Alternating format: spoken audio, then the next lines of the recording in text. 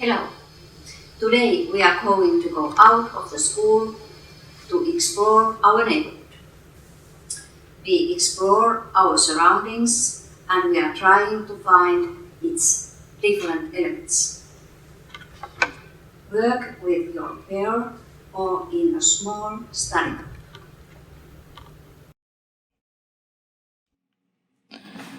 The landscape is shaped by a number of factors, and actually, the landscape changes all the time. The landscape is shaped by the Earth's internal and external factors.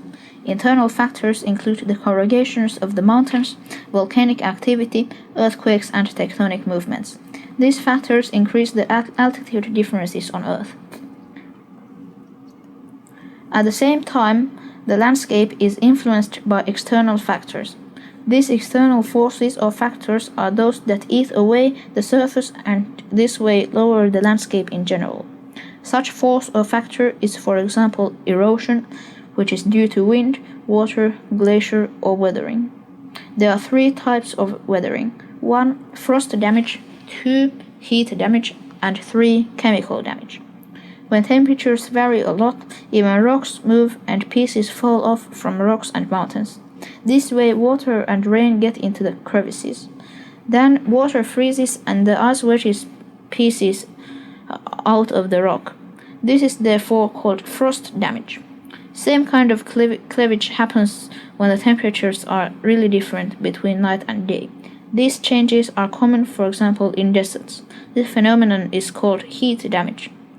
In the chemical weathering, acids dissolved in the water cause erosion. Why there are acids in the water or rain? Cars and they exhaust fumes as well as the fuel gases from plants delivers acid to the water and rain. Marble and limestone are highly sensitive to chemical weathering.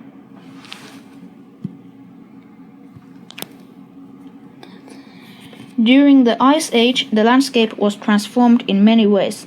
For example, U-shaped valleys that are typical in alpine countries are a result of the Ice Age. Some ridges, which may include some kettles as well as small ponds, potholes, boulders, ancient shores, or beaches, are fjords that took shape during the Ice Age. Running or flowing water changes the landscape as well. Water is powerful as it moves. It A. erodes the soil, B. transports pieces of soil with it, and C. piles up the soil, forming bends and changing riverbeds, which may result into separate lakes in the old riverbeds. If there is no water left in the old riverbeds, those areas will shape the landscape and become V-valleys. River carries sediments with it. This sediment is piling up in the estuaries just before the river flows into an ocean, sea, lake, or reservoir, sometimes another river.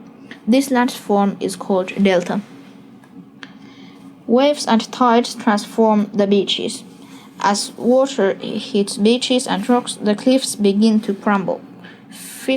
First, the lowest parts of the cliff is affected, resulting cavities and hollows.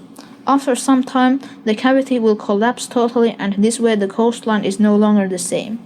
This happens all the time, for instance, in the English coast.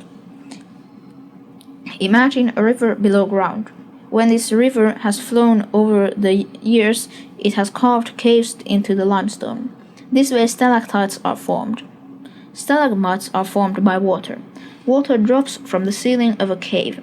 This water and materials in it accumulate on the floor of the cave.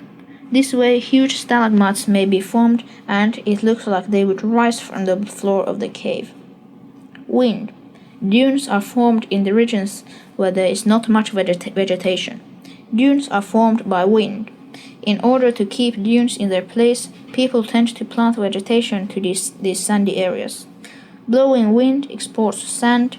This sand also erodes its environment, especially rocks, cliffs, and buildings. If you have been near to a sandy beach or court, you know how sharp even the tiniest sand grains can be.